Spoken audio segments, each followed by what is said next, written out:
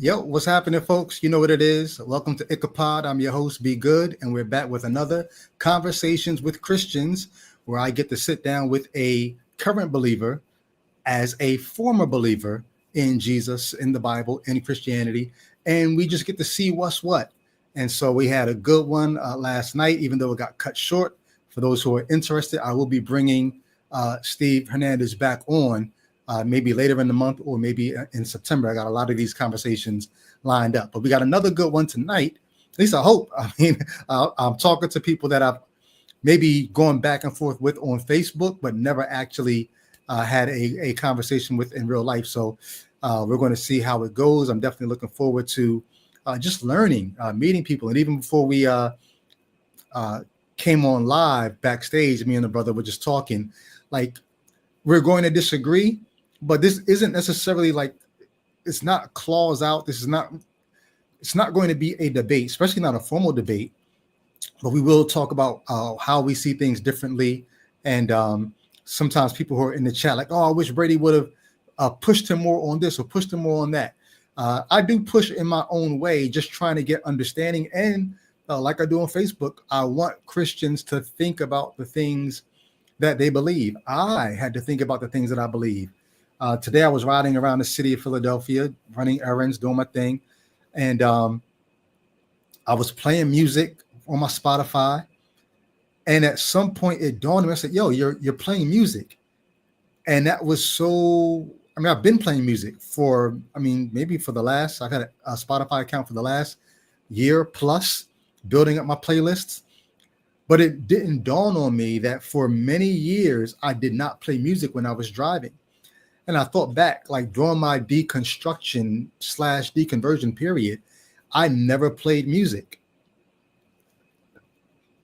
I had reasons as to why I thought I wasn't playing music, but I realized today why I've been so willing to play music in the car.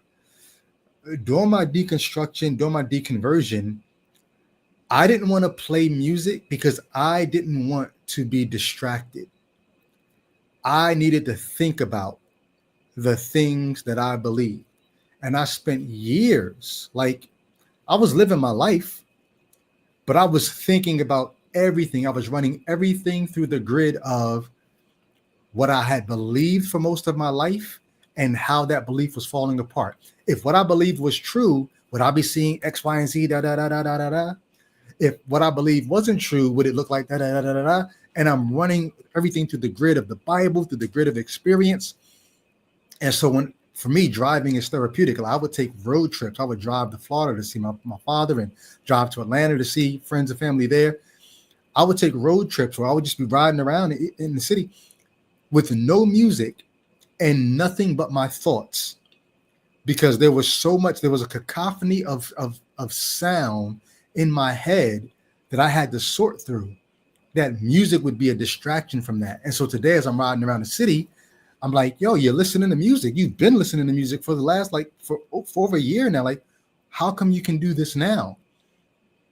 And it's like, oh, I've exercised those thoughts. My mind is clear now. My mind is free now. I don't mind the distraction. If it's a distraction of music, I don't mind being drawn into thinking about whatever the artist is singing or rapping about. I don't mind feeling the feelings that the music makes me feel, because I've cleared so much stuff out. And so for those who may see me, and you see me on Facebook and you're like, yo, why does this dude seem so sure? Why does he seem so resolute? Well, because I spent many years during my deconstruction thinking it all through, to the point that when I hit the equal sign, I knew that I had everything in that equation that I needed to have in the equation. Having said that, I still remain somewhat open-minded. Not so open-minded that my brain falls out, but open-minded to the point of, if I'm having a conversation with a Christian, could I hear something that might make me say, oh, you know what? I never thought about it like that.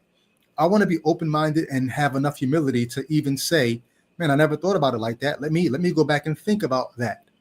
And so I'm not going into these conversations thinking no one can ever land a blow, or no one could ever get me to think about something I hadn't thought about before. But I do say I have thought about a lot of this. And so anyway, with that being the case, let me go ahead and give a shout out to my folks. If your name is on this screen, just know you are somebody that I truly, truly, truly appreciate. I thank you for showing your appreciation for this channel. Those who've been watching since way back when it was me, Albert Kim, and Jay Witt, and those who are still showing up. And if you're new to the channel, go back and check out some of the old stuff in the Deconstruction or Nurture playlist. But if you're here, I truly appreciate you. How do you get on the screen? Just join the Patreon. Scroll up. Maybe the link is in the chat. Join the Patreon. Come rock with us. $5 a month, $10 a month. Some people give more. Whatever you can do. If you say, hey, I can't give anything. Like the people in the Bible, when you couldn't afford to give a sacrifice, you would bring a turtle dove. Well, your turtle dove, if you can't afford to join the Patreon, like this episode, subscribe, drop a comment.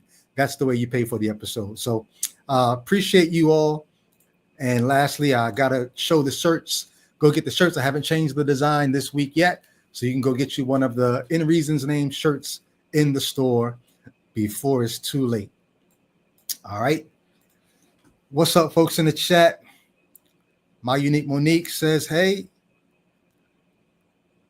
and reminds you all to do the thing, like and subscribe. Appreciate you.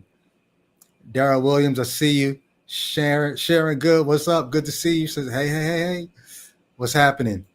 All right, so that being the case, I'm going to go ahead and bring our guest onto the platform. He's backstage chilling. Help me welcome my guy, Jason Sheffield. How you doing? What's happening, fam? Good to see you, bro. Good to see you too, man. So tell us a little bit about you, where you from, if you don't mind saying, or what are you doing in life? Just introduce us to you. Well, I'm Jason. I'm currently a chef. I work most of the time. Kind of like you, I had my own deconstruction experience and reconstruction experience, is Lecrae like to call it. And so at the moment, it's just me still trying to figure out where I stand with the Bible and belief systems. And a lot of it is deconstructing belief systems that I feel are, founded in man's thought process, and then man saying, hey, this is what I'm going to interpret this as, so therefore it's dogma. You understand what I'm saying? So you're trying to separate dogma from what it might be that God really does want you to believe? Yes. Okay. Yes. And I believe a lot of American Christianity is dogma. It is not what the scripture or what the text say. Is this guy took the text and was like, hey, I'm going to interpret this as this way, therefore I'm going to preach it this way. And American Christianity is just like, yay, let's do that. You understand what I'm saying? And so, is it just American Christianity that falls under that, or would you say maybe European Christianity? Would you say some parts of I don't know, Korea, South Korea, or China? Like, I think a lot of world Christianity buys into certain dogmas that are man inspired. How about that? Okay. Yeah. And were you raised? Maybe you said it. I was looking at the chat, so forgive me if I missed it. Were you raised Christian? That's tricky. No and yes. Okay. So my parents didn't take me to church. My parents were not like what we would call believers or anything like that. My grandmother was. Mm-hmm. She watched like John Hagee and like prosperity preaching. Yeah. So she watched those, And so when in 2007, when I first started getting, when I first had the conversion experience, as people would call it, um, I was told that they were not good preachers. You know what I'm Mm-hmm. saying? They were not real. So I had to fight with that in and of itself and go back and say, hey, why is this the case? Mm. So so I went from thinking my grandmother was like this born again professing believer, which I don't think her watching them affected that, but from believing that to and thinking these preachers were good people to all of a sudden, oh, they're not. How do I process this? You understand what I'm saying? So from early on in your Christian walk, you've been having to deconstruct. Yes, Okay. yes, yeah. And then Uh, the last round of deconstruction, if you don't mind, maybe if you can nutshell it for us, what led to you saying you actually needed to deconstruct or deconstruct again? um,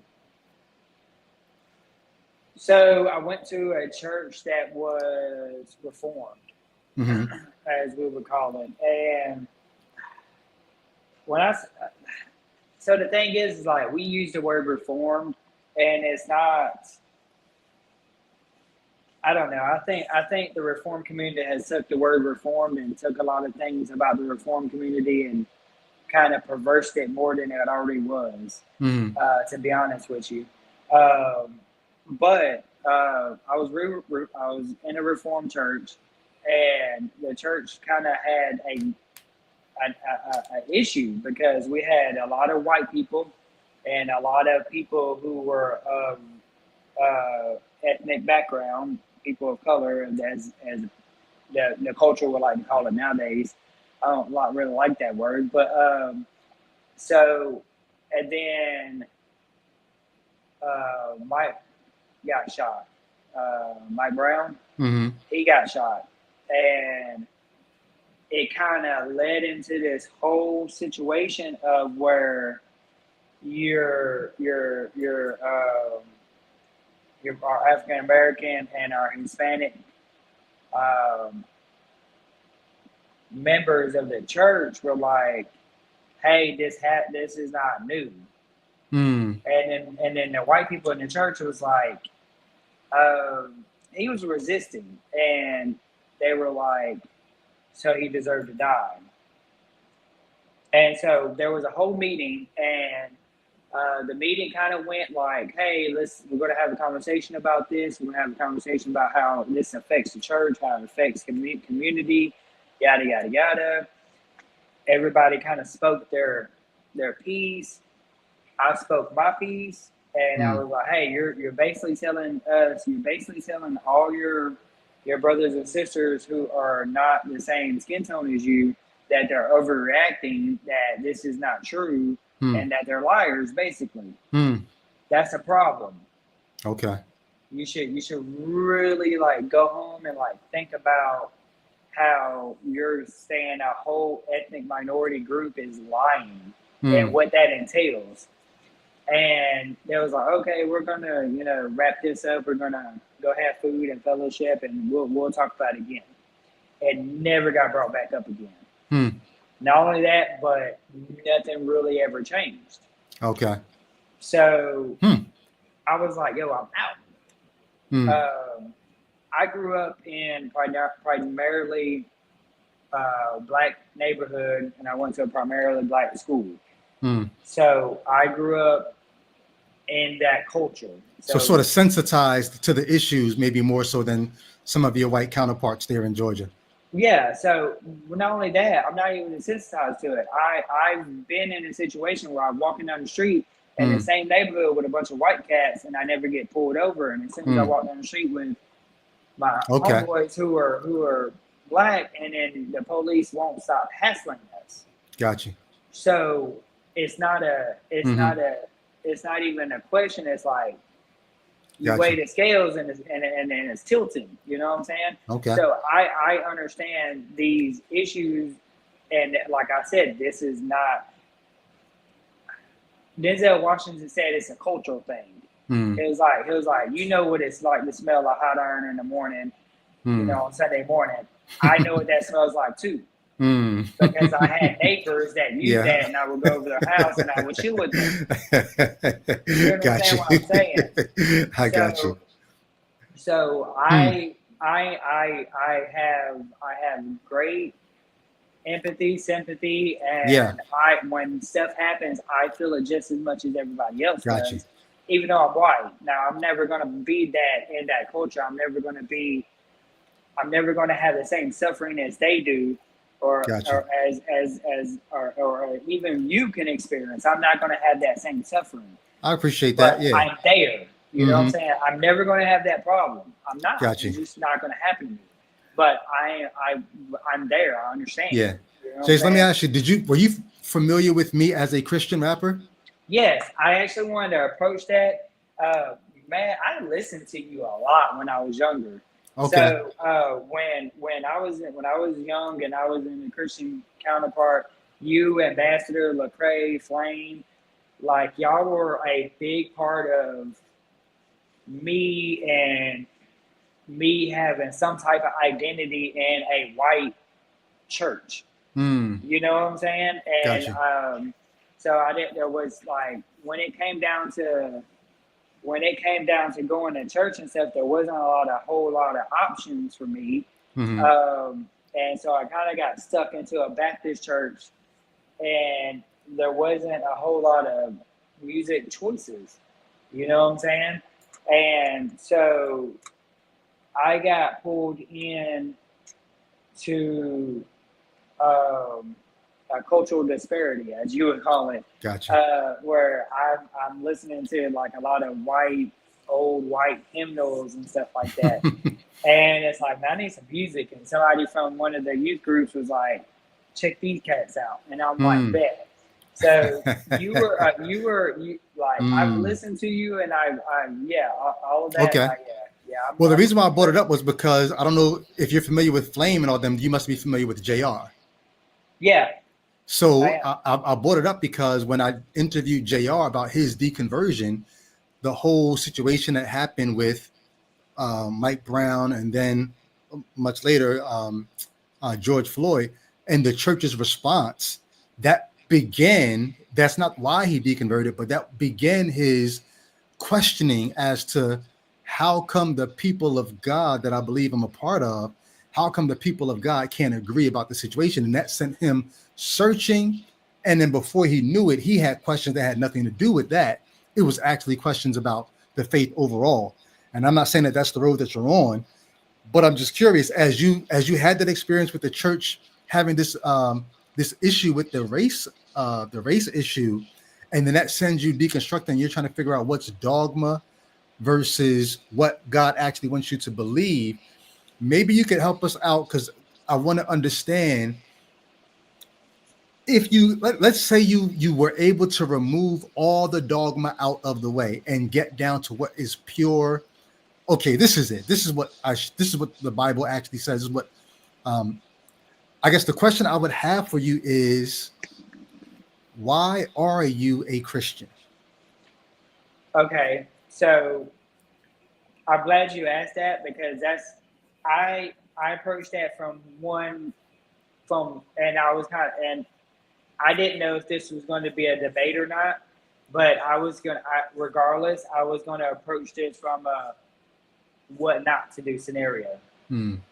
Of we can bring up what Christians did for thousands of years, and I'm like, cool, we got a good understanding of what not to do. We got a good understanding of that's not how that works. And I feel like when it comes down to American Christianity, and when it comes down to a lot of Christianity in the world today, we got a good understanding of what not to do. And I feel like when we look at American Christianity, there's several things that we need to look at in today's culture, and even with politics. So politics is, and it's funny because there's a meme going around, and it's like Jesus pulling a rope, and it's like conservative left, conservative right on the other end of the rope pulling against him, and there's this like left LGBTQ person behind Jesus pulling the rope with them. And Jesus is shocked, and they're like, "Bro, we agree with you."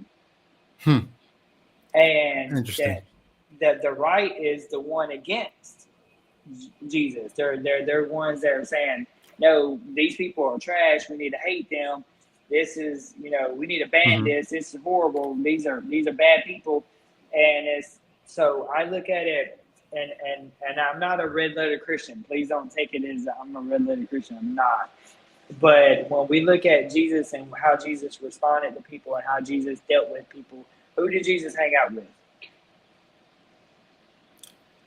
It sounds like what you want to say is he hung out with the rejects, I guess, of society, or Yeah. Mm-hmm. He hung out with tax collectors. He hung out with the prostitutes, as you might want to call it, or whatnot. Hung out with people who were sinners. And so Jesus accepted the humble, rejected the proud. So he flipped the tables of the merchants at the church. The church kept coming to him and was like trying to trap him in a snare and get him to say some stuff that was gonna that they can use against them. And I feel like that's the step we're in right now. I feel like if Jesus was alive today, he would be in that same scenario. Okay. It would be the same situation. It would be American conservative Christians or American Reformed Christians trying to come to Jesus and be like, "Hey, you're the Messiah. Here's a hooker over here. What are you gonna do with her? Do you understand what I'm saying? Or she's an LBGT community person. What are you gonna do with her?" I have a hard time seeing Jesus welcoming an LGBTQ person, but nonetheless, why? Well, because he was a Jew. But before we get into that, that's a whole other issue. Yeah.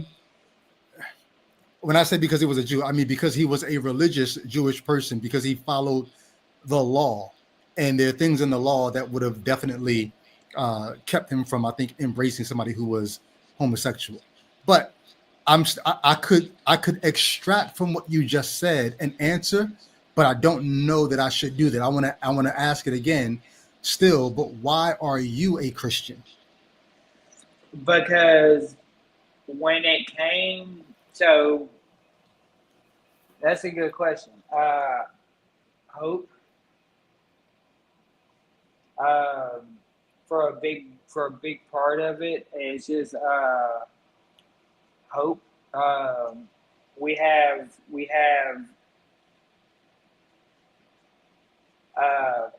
Papoose. Was it Papoose?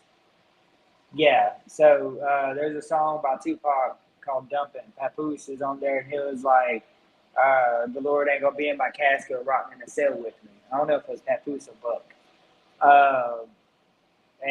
But I disagree. To be honest, I mean, he is. There's a lot of times I'm in the trenches and he's in the trenches with me. And when it comes down to that scenario, I've been in a sale a couple of times. And I've been at death's door, you know what I'm saying? And it's just like there's a presence there, and I got hope, regardless of what happens. I'm not talking about like a genie in the sky or nothing like that. I mean, do I fully understand it? No. Okay. Do I don't.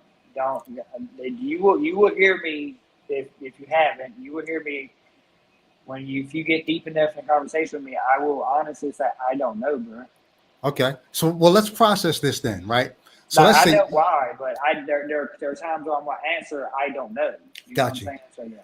But even what you just said, let's process that a little bit. So like, and I'm not trying to take your faith away from you at all. What I'm trying to do is I would love to think with you through what it is you believe and why. And there's so many people who are going to watch this who will be able to better process their situation just from hearing how we walk through this. But so you say hope, right? You've been in a cell several times, and you got to disagree with the rapper who says he's not in that cell with me.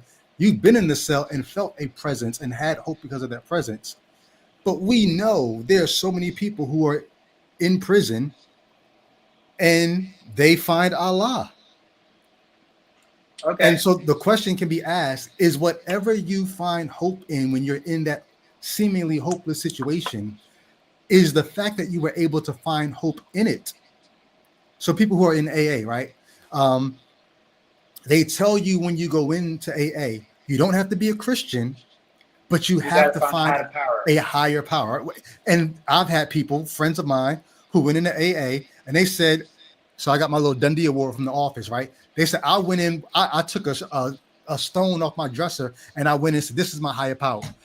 All right, y'all got to like, and I'm gonna find my strength, something outside of me. I'm gonna say it's this.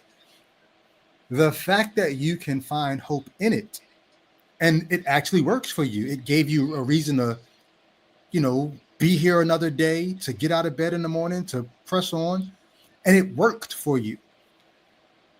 If somebody were to come to you and say, Allah was that for me, are you the kind of Christian who might say, oh, well, then praise Allah, or I'm glad that happened for you? Or would you say, but that's a false hope because Jesus is the real hope? Like, what would you say to the person that found hope in Allah? I would say, congratulations, brother.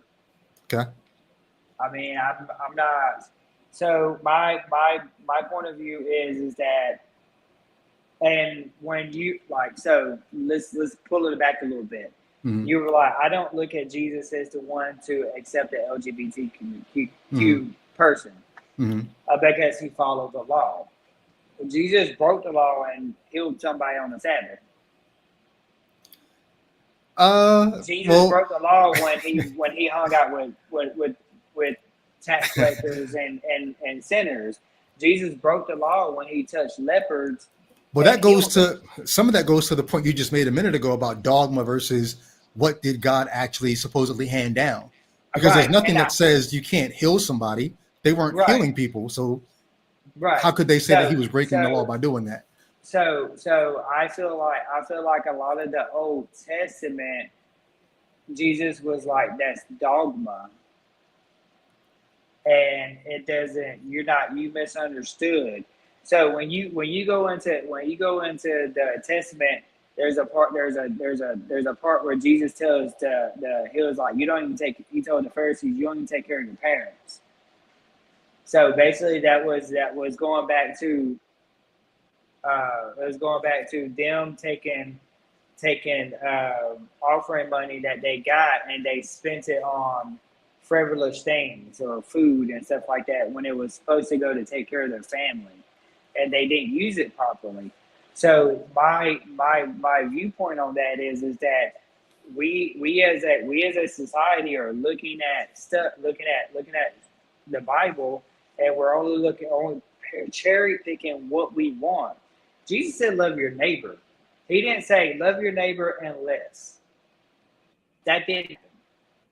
He said when a dude came to him and he was like, "Hey, what's the greatest commandment?" Jesus was like, love God with all your heart, mind, and soul and body. He didn't say which God.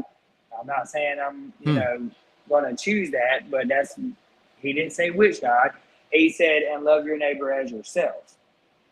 So you don't think when he's talking to a bunch of Jews and he says, love the Lord your God, he goes back to an Old Testament passage that was talking about a specific God. So I don't know that he would have been saying any old God. They had a particular God in mind. Would you agree? They had a particular mind in God. I don't think he did.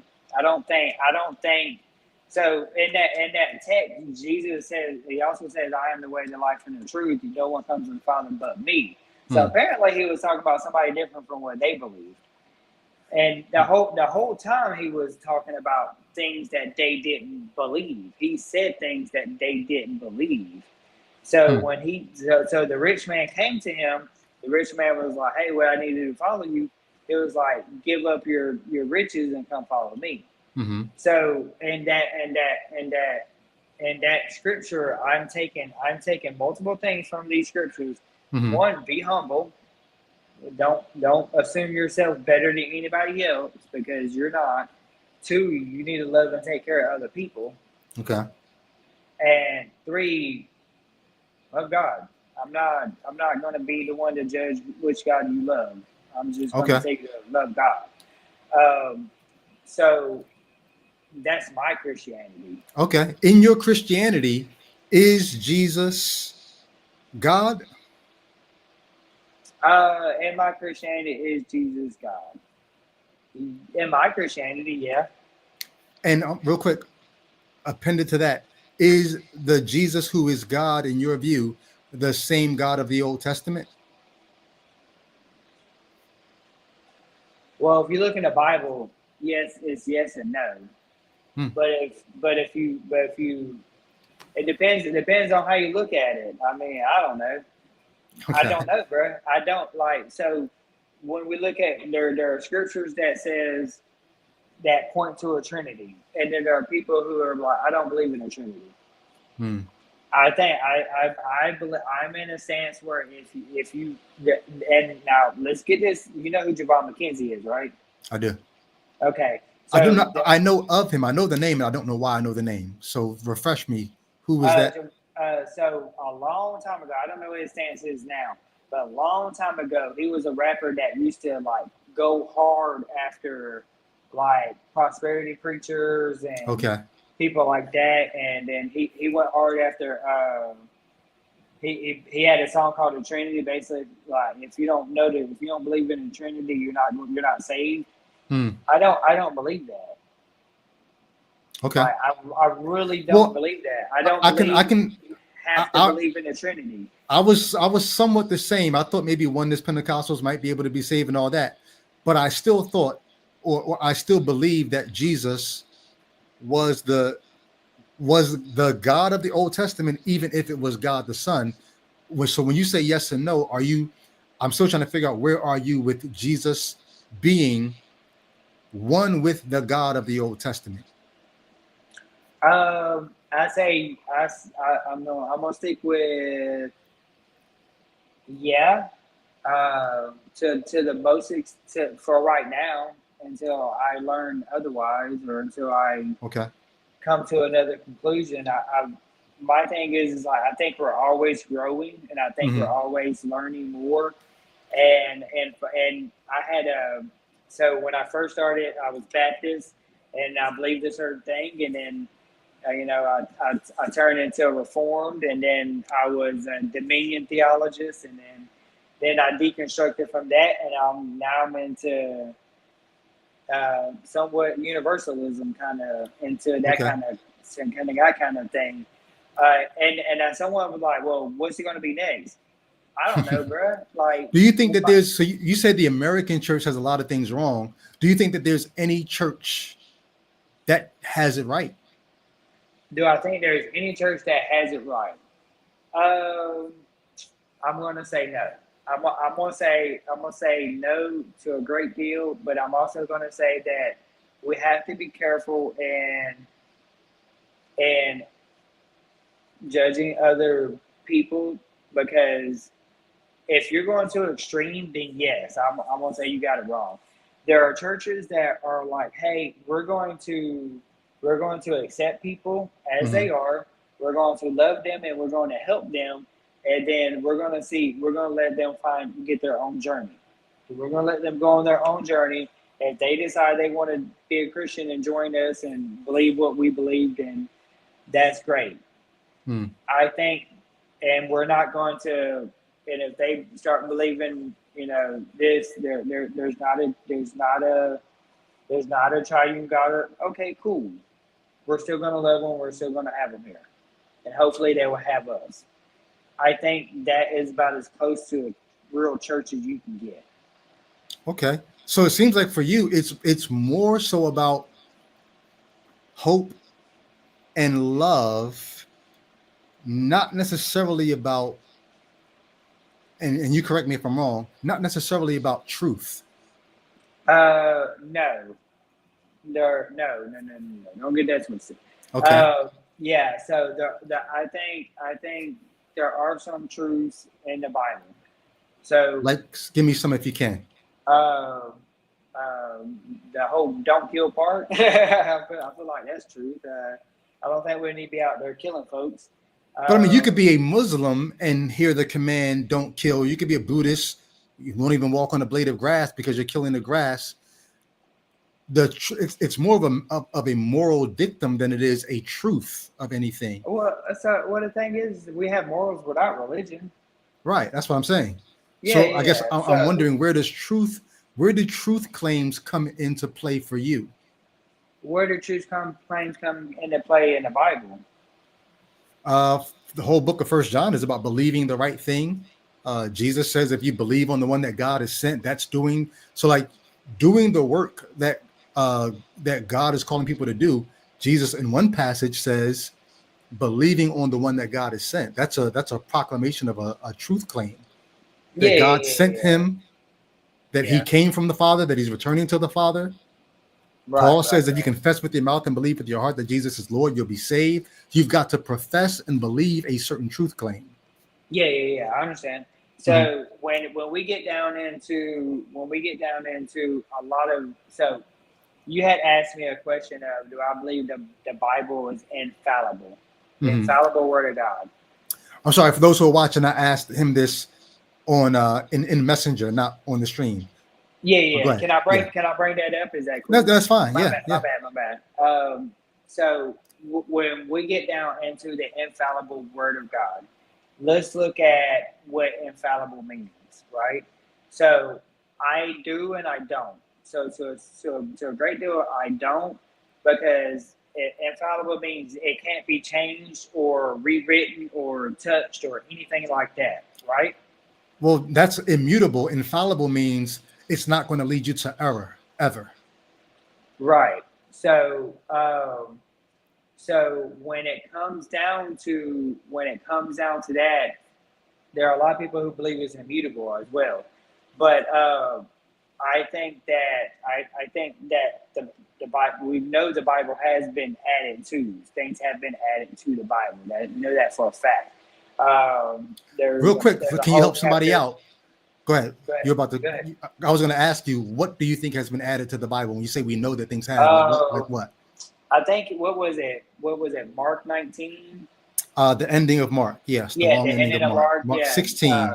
Mark 16. Okay, yeah. Mhm. So that there was a whole chapter that was added. You know what Not I'm a saying? chapter. I think it's like 11 verses or something like that. Nine Okay, yeah, verses or something like that. Yeah. yeah. Okay. So sorry, I haven't brushed up No, on it's all that good. much. Don't worry about it. It's all good. So we know that was added to it, and Hmm. so that wasn't an original manuscript. So and then there was a verse in John, I think it was where it said that the water and the blood and stuff like that. It was talking about that. We First know, John 5:7. yeah, we know that was added, and it wasn't in original manuscripts. So we know that things get added to it. Um, there's a text. It was added, and it was talking about the disciples who were at the tomb, and one disciple ran. Both disciples ran to go tell the rest of the disciples, but one disciple got left behind. And that we know the writer is the one saying, "Hey, I beat that dude."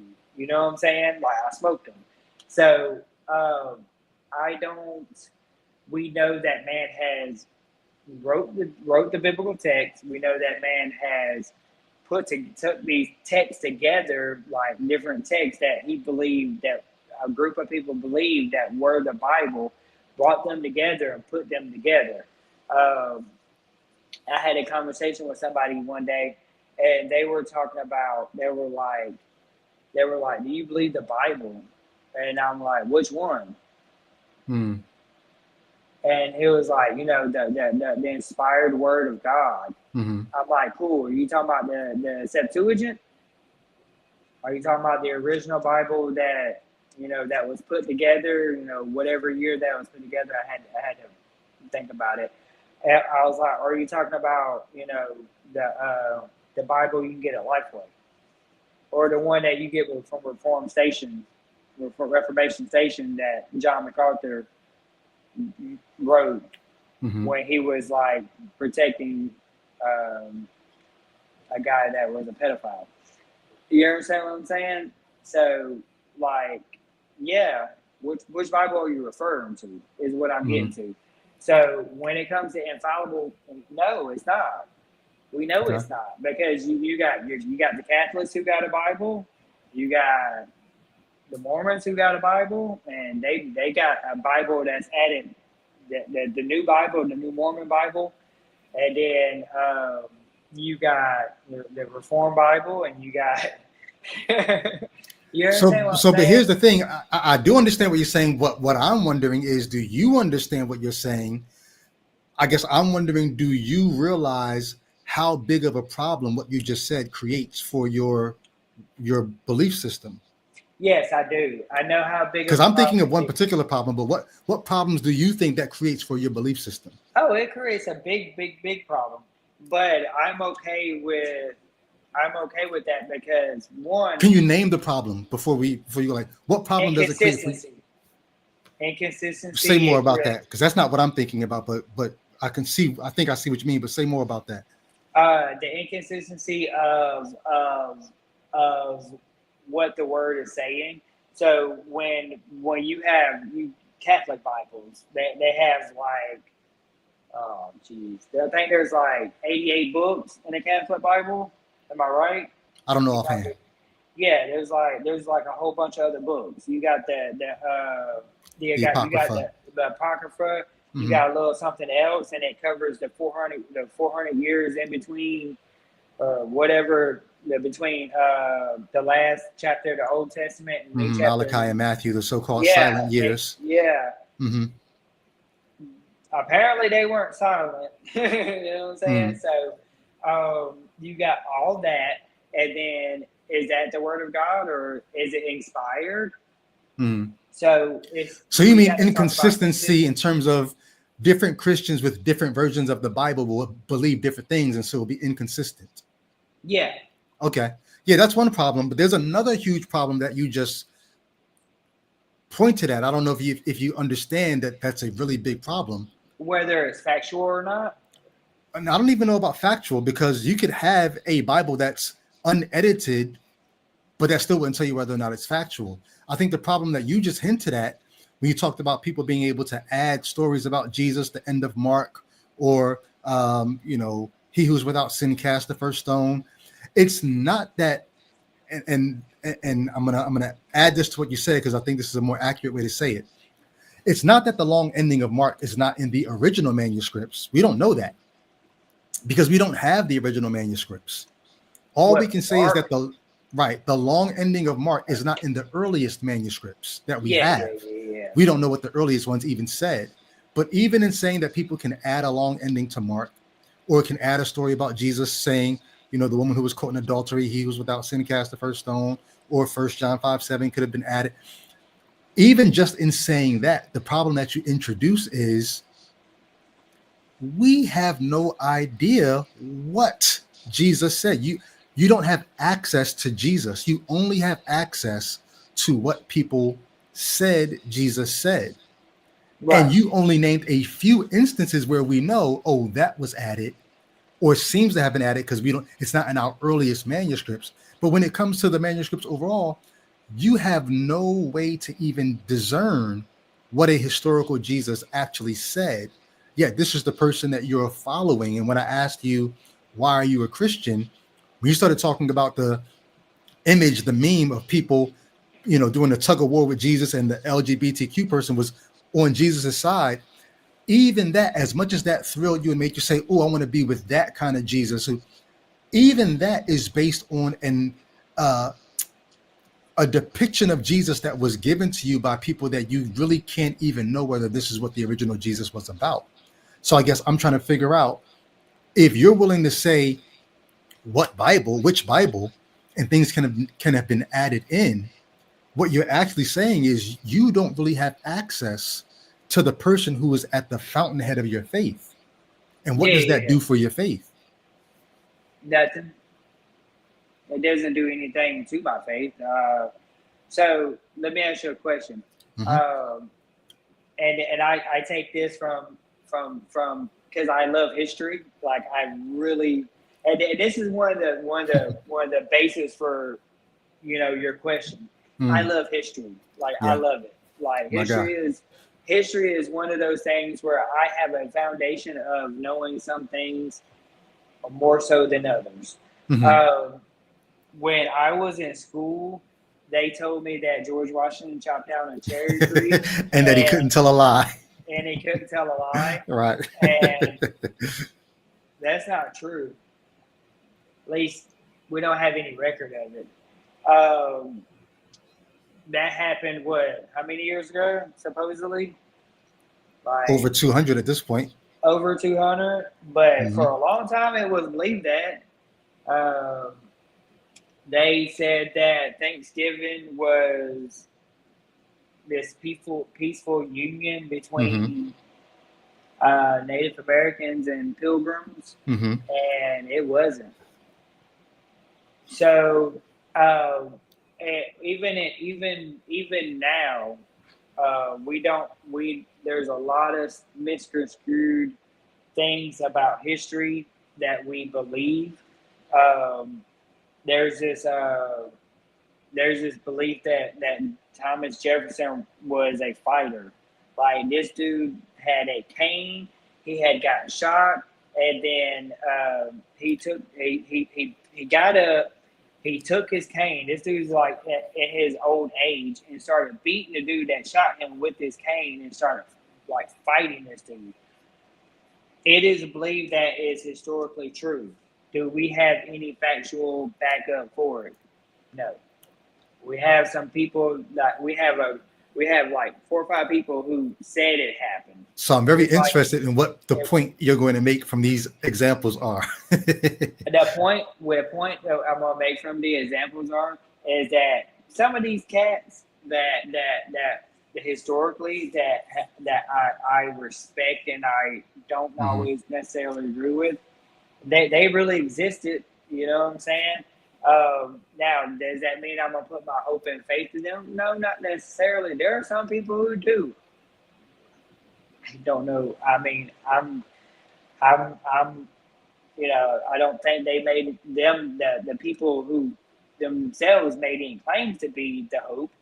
But at this point, it's just one of those things where just like at some point, I'm just gonna have to decide, hey, regardless of all the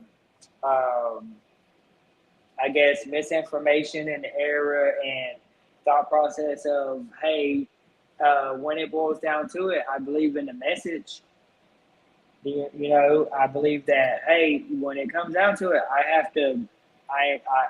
if I'm not here to love my neighbor and try to help other people out on this earth in a short amount of time I'm here, then what am I here for? To just selfishly consume and feed my own desires? Like, we know what kind of life that is. We know what happens to people who live that kind of life.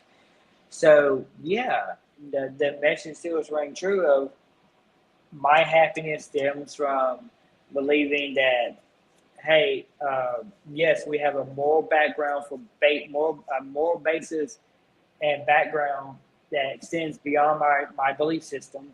So we have. You said extends beyond your belief system, or springs from your belief system? It was there before my belief system. Do you understand what I'm saying? My belief system. So there is a moral basis in that people have, and it doesn't have to come from religion. Oh, I see what you're saying. People were moral before the religion got to them. Right. Okay.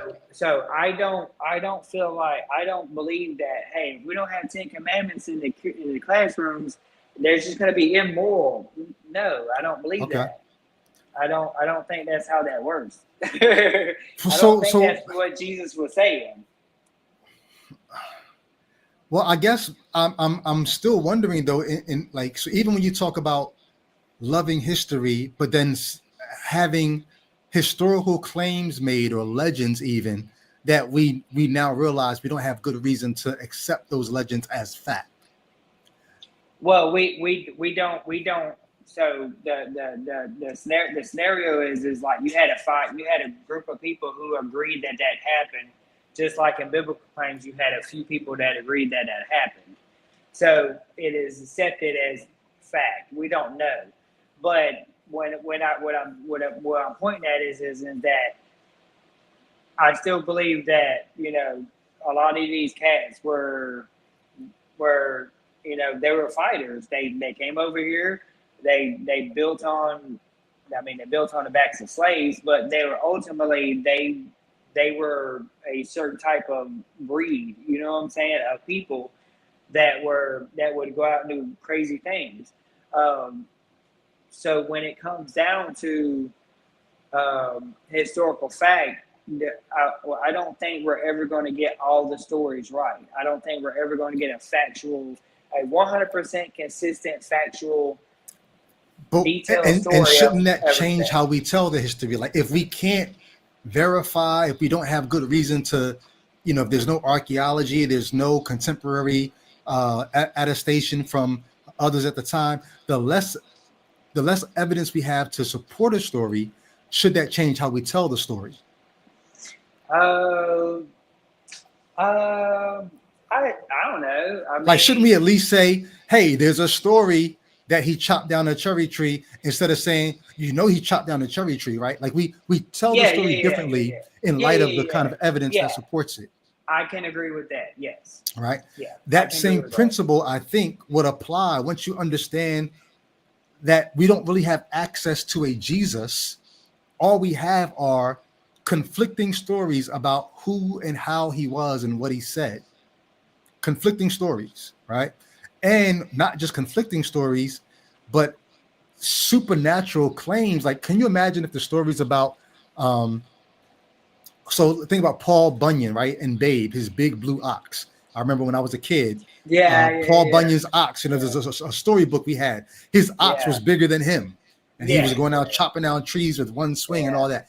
Once you start adding elements like that into a story, like Paul Bunyan may be a real person, but the way I would tell his story is going to be, what they said about him. Like it would be legend more than it would be this is fact. And I guess the question I would have is, even when it comes to someone like Jesus, at what point do you say, in light of the quality of the evidence that we have about him, the paucity of the evidence from his lifetime, and then the way the legend seems to grow, the further away you get from his lifetime, the legend grows. So the first person that writes about him, we have no account of him on earth. That's Paul, right? Paul sees him as a vision.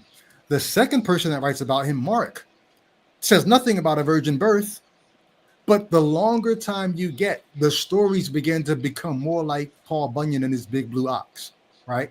Right. Shouldn't that change how we tell stories about Jesus, or no? What do you think? I think that when it comes down to,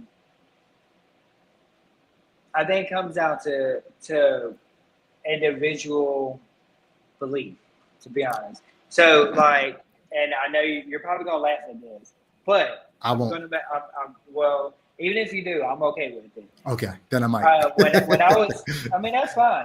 When I was in church, we had people that would not tell their kids about Santa Claus because they were lying to their kids about Santa Claus. Mm-hmm. Kid want to believe in Santa Claus. I'm gonna let the kid believe in Santa Claus. Mm-hmm. I'm not fitting to be like, no, Santa Claus don't exist. You believing in a lie. Well, let them believe is one thing. Telling them Santa's real is another, right? Yeah. So, and that falls down to, what do you look as a sin? You know what I'm saying? What I'm saying? And so my thing is just like, when I look at a lot of the texts in the Bible, I don't see homosexuality as a sin. I see in those texts, and from what I researched and from where some of my friends have researched themselves, that is talking about a man abusing his slave. You know what I'm saying? Sexually. Lie not with man the way that you lie with woman. and the context has nothing to do with if they're your Right. slave or whatever. You talking about the And you talking about the Old Testament one, or are you talking about the New Old Testament? Testament, yes, lie Okay. not with mankind as you lie with womankind, and anyone who does, you stone them to death. Yeah. Yeah. That's not anti-homosexuality. Yeah, it is. I think that when it comes down to that, is that a lot of that was in, um, what is it? The old Jewish laws. And I think a lot of people got that wrong as well, to be Do you honest think with Moses got it wrong? you. Yeah. Okay. Because once you go there, you know what I mean? Like you sort of given up the ball game and I think I don't even know if you know the degree to which you must give up the ball game. Like the Bible is it's such a mess that you almost, if you're going to be a biblical Christian, you kind of painted yourself in a corner. But if you have a loose connection to the Bible where you're like, oh, well, it can have contradictions, and oh, I don't know if Moses really got that from God, and if you got a loose connection to the Bible, you can kind of remain in the faith as long as you want, because the thing that I think would actually take your faith away from you, you're not that committed to it. Right. I think when it comes down to me and my experiences and my walks, I believe that there is a God. I don't think He's going to send my friends who are gay to hell. You know what I'm saying? Well, hold on for a second. Do you think He's going to send anyone at all to hell? I mean, Hitler probably is in hell. Say that again. I said Hitler probably is in hell. Okay. I don't know. How about the person who never got to commit the Hitler act but wanted to? Because Jesus says if you lust after a woman in your heart, you've committed adultery. So when I don't really believe in hell. So I think in a lot of the text when it was talking about the fire, I think it was talking about a pit where it just goes to be non-existent anymore. Is that correct? Is that what you? It depends on which reference you're referring to, because you have Hades in the Old Testament, you have Gehenna, you have the lake of fire, and then you've got hell. So you've got these different concepts all being merged into something of a judgment, but some of that actually is picturing an afterlife, a second death. Revelation calls it. Right. I'm not sure. I'm not sure. I believe in a literal hell. Do you understand what I'm saying? I'm sorry. I said Hades in the Old Testament. I meant Sheol in the Old Testament, and then Gehenna and Hades in the New. But go ahead. I'm sorry. The Greek. I'm not sure I believe in a hell literally. You understand what I'm saying? So when it comes down, and I think when people start putting themselves in a position of saying, "Hey, you're going to hell," I think they start putting themselves in a position of being a judge, and I think that puts them in a position of kind of being God, because I can't say somebody's going to hell, to be honest, like unless you're like out here committing like crazy works. You know what I'm saying? Can I ask you a question? A serious question. This kind of gets to the bottom of it all. But even the idea of, well, Hitler, he would be in hell. Just the idea of hell, of eternal judgment, of all these ideas, you're getting them from a book that you've already said anyone could have added anything to it, and we really don't have a way to separate what was added from what may have been original, because we don't even have the originals. Yeah, I know that. So, but my question to you though is does it really make sense to base your understanding on what's real about life from that kind of a source? I don't. Okay. But even the idea that there's a Jesus, right? You get it from this tradition. Yeah. So here let's look at it from this.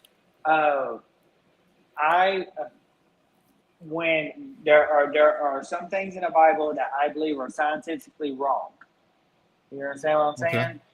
So I believe in science. So when it comes down to Earth the Earth is round, The Or earth, spherical. yeah, it's spherical. Mhm. It revolves around the sun. Those are scientific facts. I stand on those. Mm. So when it comes down to that, that's something I stand on. But when it comes down to some of the things in the Bible of how I need to conduct myself and how I need to treat other people, I rely on that. Do they will they conflict with each other? Sometimes. But you said a minute ago, sorry to interrupt, but you said a minute ago, people had morality before religion came.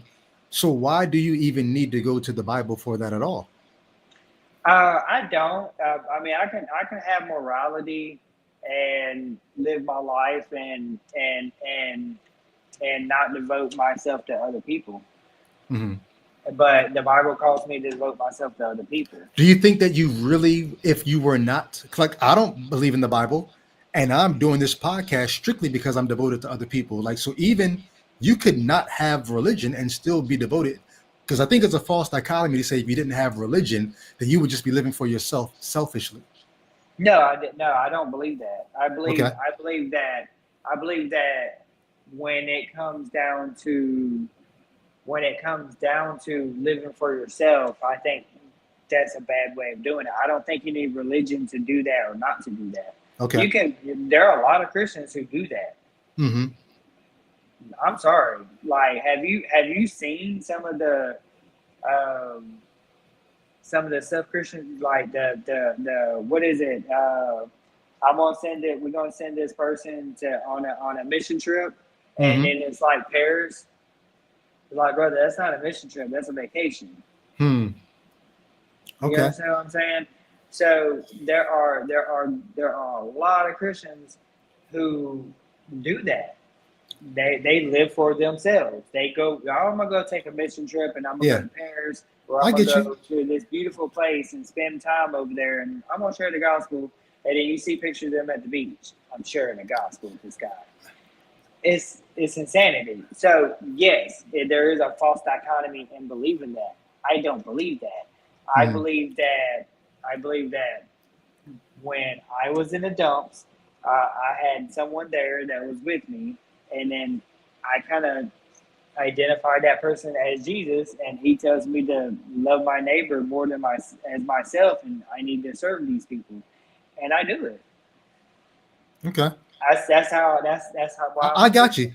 you. If I If you could, ask me if the I could, question that I'm a Christian, that's why I would say I'm a Christian. And I hope got I you. have hope, brother. I got you. I would commend to you, Jason, that there are people all over the world who do those things and more just out of a Without, pure spirit of yeah. humanism or a belief in the oneness of all things, and they have hope, and they may not be looking forward to an afterlife, and they may be thinking they're going to come back again, but there are people who get by all kinds of ways. And if I could, here's what I would suggest that you think about. I wonder how much it's not, and it's funny because as I'm about to say this, I said this to the last guest I had on, 2 guests ago that I had on. I don't know so much that it's hope as much as it's cope that's got you going to this, because if you had been raised in a different part of the world, you would be finding the same motivations from a different source.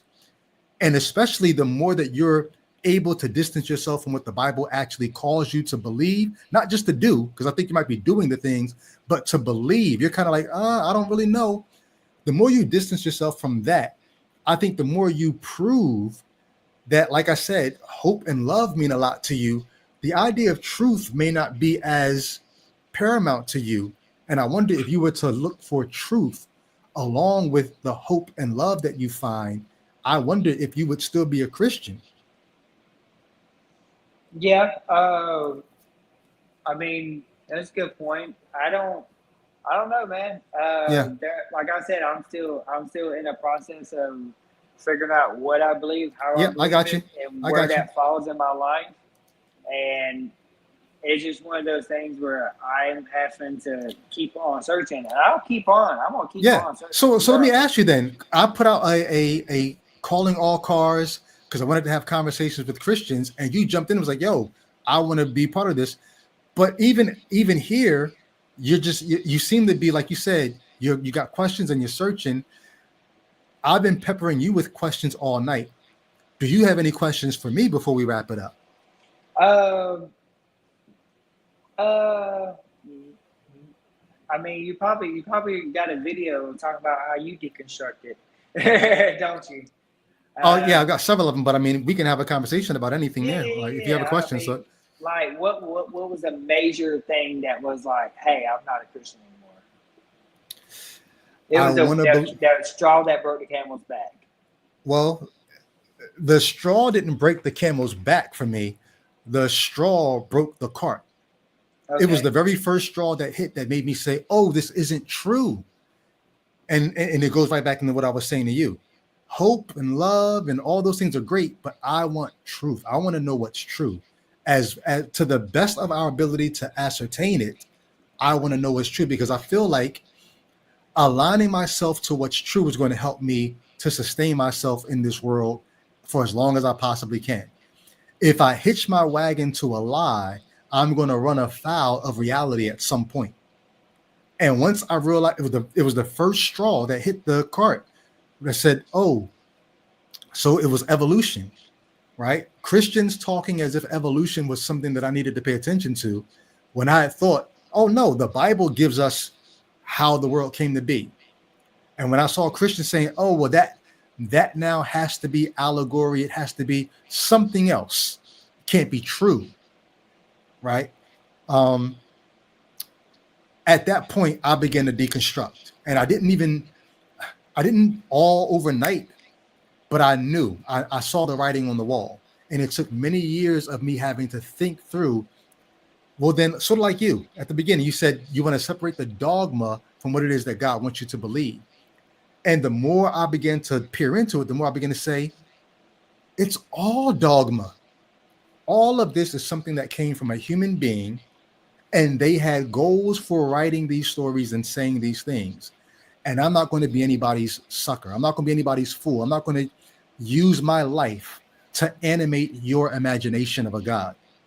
Yeah. If you can't demonstrate the God and the God won't demonstrate itself, and everything the God supposedly says runs afoul of reality, you're not going to get me with that. You got 30 years of my life on that. Forgive me for saying this, on bullshit. You got 30 I years of guess me. too, bro. So I think the straw that broke the camel's back was when after 6 years from the time I felt the foundation crack, all the way up until 2021, where I said, now I can explain it. Before I couldn't explain it, I had a sense this is man-made. Once I could explain it and I could see the history of Israel, I could see that it was revisionist history. One of my favorite movies is Inglourious Bastards, where they envision or revision how they wanted World War II to have ended. The person that holds the pen has the power to tell history the way that they want. And when I saw the Old Testament as revisionist history and social engineering, I was embarrassed that I had spent 30 years of my life going around the world telling people these things, that this was real history and true. And I couldn't do it. I wouldn't do it anymore. So that was my deconversion and deconstruction in a nutshell. Yeah. The crazy thing is like, and I see that, and I see a lot of that with American history too. As a someone who loves history, there's a lot of Mm-hmm. revision of what is American history. You know Yeah. what I'm saying? So Think about the things that Trump I is doing think right now, right? He just erased his impeachments from the from the museum, but from the National Museum. Like, don't tell that part of the story anymore. Like, what? Well, the crazy thing is like we have a lot, and this is one of the things I that makes me question things even more is just like the amount of amount of so-called Christians who were called to love their neighbor, called to take care of, the person, the foreigner, and treat them as their own, are like flocking to this dude and worshiping him like he's Jesus. Yeah. But I mean, as a Christian, I would have had a defense for that. Like, you can't judge a worldview by its abuses. You have to judge it by its actual tenets. And there are very many Christians who call out MAGA supporters for being unchristian. So I hear you, but that, I saw all that to say, yeah, you could do a lot of things with history when you have the power of the pen. We got a super chat that came through from, I'm going to try to say your name different every time I read it until you tell me how to actually say it. Jadamist. I don't exactly know how to pronounce the name, but thank you, man, for the $5 super chat. A story being told isn't a requirement for you to commit faith to what you think actually happened. Why not just say, I don't know if it's true? Well, yeah, one of the points I was going to make is, if you love history, I think every person needs to not just love history, but understand historiography. How do people tell histories, and when you hit the equal sign, no one walks away saying this actually happened. History is saying, here's what we have reason to believe based on the available data. That's what history really is. Yeah. And as long as you have a good dose of historiography, then yeah, have at it with your history. Good point. All right, I got to find a new way to say it. Jadamist. Thank you for the $10 super chat. Came back with it, says, I rock with Jason. His willingness to admit some obvious truths, regardless of what the Bible says, is refreshing. Changing his theological views is an indicator. Why is this coming in so fuzzy on my computer? Okay. Changing his views is an indicator that he is searching for truth. Study up. Yes, I think being willing to be flexible and go where the evidence leads does say that. But do you have a response to this comment? Who, me? Yeah, because it's about you, so I figured. Yeah. I mean, I appreciate the respect. I think a lot like I said, a lot of it is me searching, finding. I did want to have a conversation with you, so I was like, I'll have a conversation with you. Good stuff. And so, Good stuff. yeah, I mean, appreciate it. Good for the most part. All right. JD Mist says, JD Mist is cool. All right. Maybe I should take a screenshot. Hold on. That way I can remember, because there's several people who I've found out how to say their names, but it was during a live stream where my brain was doing so many other things that by the next time I saw it, I forgot how I was supposed to say it. So JD Mist. Okay. That's what's up. All right. That being the case, unless you have anything else, if you want to have the last word, I appreciate you coming on and being willing just to be open and honest and even vulnerable, man. I really appreciate that. I know, problem, bro. I appreciate you having me. I know there's a lot of cats out there that do shows like this, and they only bring on like people of certain prestige, and I'm none of that. So I appreciate you having me, man. Yeah. And for anybody who's watching saying, oh, why you bring on people that they're in the midst of deconstruction, or they da. Anybody can come on the channel. Even if I blocked you in the past, there are people who I blocked. I'm not going to say anybody's name because you're not going to get that kind of promo from me. But if I blocked you in the past and you see this, like, he won't have me on though, you can come on. We can have a discussion. So, but that's it. We're going to rock out on that note, and I'll catch you guys on the next one. Thanks again for your time. All the Patreon supporters definitely appreciate you. My Unique Monique has been dropping the links in the chat. Thank you so much. Please remember to like, subscribe, and share the video, and we'll catch you guys on the next one. On that note, we out. Peace.